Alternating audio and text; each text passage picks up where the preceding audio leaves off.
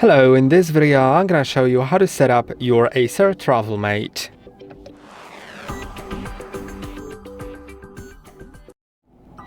After turning it on with the power button right here, you will see this screen. If you don't see it, then plug your laptop into power. It may be discharged.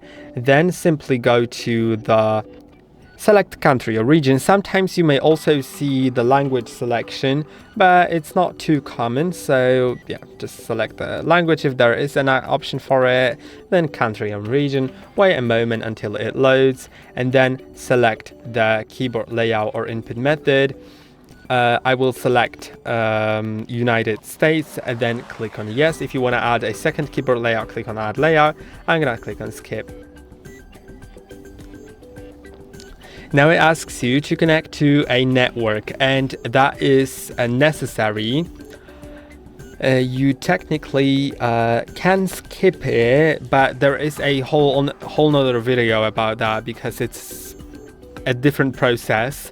So if you want to skip Wi-Fi connection, watch a video about this laptop, but on how to set it up without Microsoft account. Because that video also shows how to skip the Wi-Fi. It does both at once. Now I'm gonna select a Wi-Fi network that I want to connect to, because connecting is also quite useful. It'll let you sign into your Microsoft account if you want. Then it's great. Also, it'll download all the updates during the process, so everything basically will be done, like your whole setup will be done. Now once we do it, click on next, and I believe that now it'll start checking for updates. Yeah, and it may take a moment. Your laptop may restart even several times, so I'll get back to you when it's done. Once the update is completed, after the device is restarted, you can technically name your device, but I will skip it because it requires your computer to restart. I don't really need that, honestly. Now let's wait. And now it's checking for Windows updates again. If it finds any again, then it'll install them. And now this process of installing will take even longer than the previous one.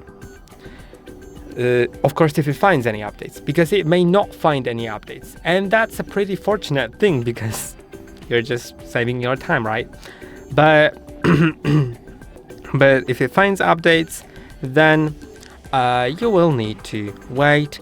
Of course, keep your Wi-Fi connection or other internet connection like Ethernet or SIM, because you might have also connected with Ethernet or with a SIM card. So yeah, in my case it is downloading, so I'll just need to wait. As I said, it will take a long time, so get ready for it, and I'll get back to you when it's done. Okay, and as you can see, there is this screen which asks you after the update. My update took about half an hour, so that was a long process. It's normal. Now it asks me for the Microsoft account, so let's click on sign in. If you don't have an account, you can click on create one here, but I already have it, so I'll just simply sign in.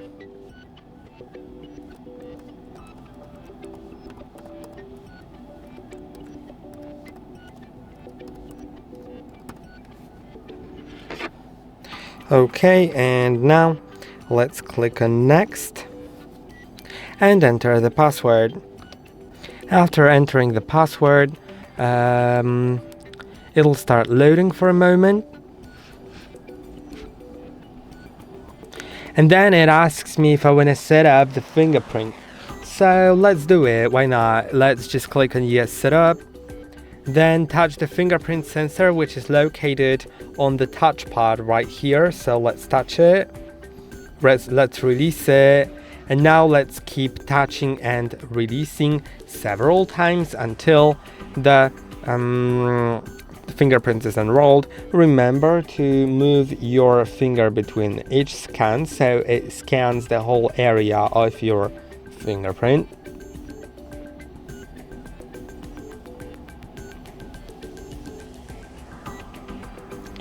Okay, and now I can click on next. Now let's set up a PIN for my account so I can log into my laptop. You can include letters and symbols in it if you want. Then I actually will do just numericals, so I don't need those letters and stuff.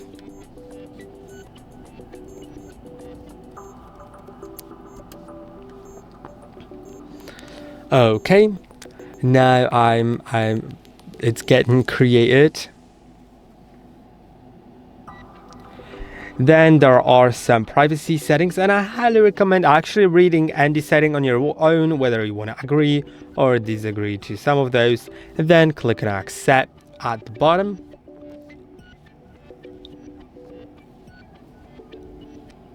And now there should be a sort of screen about the backup.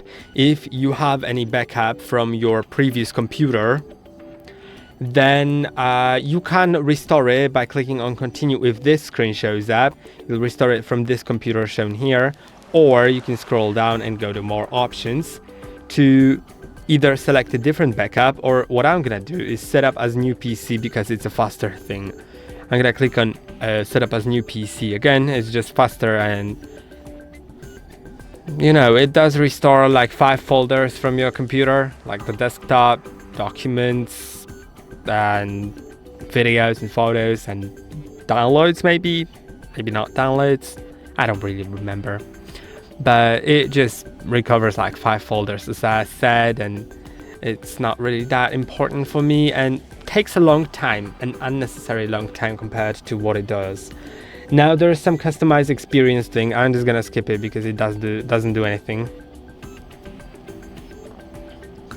Now you can skip or connect to the phone if you want by scanning the QR code with your Android phone. I'm just gonna skip it. You can do that later as well, or do it now. You can also back up your phone's photos to the OneDrive app. I'm gonna skip it.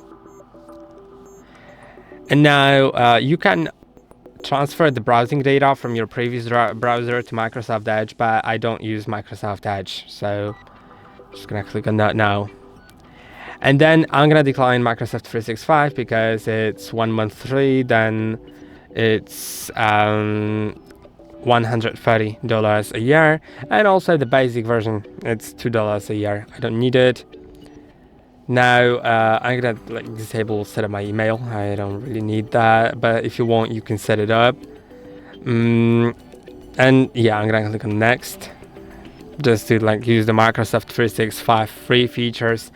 Then I'm also gonna skip Game Pass. I'm not gonna play games on this computer, so it's just like a sort of subscription for free games, you know.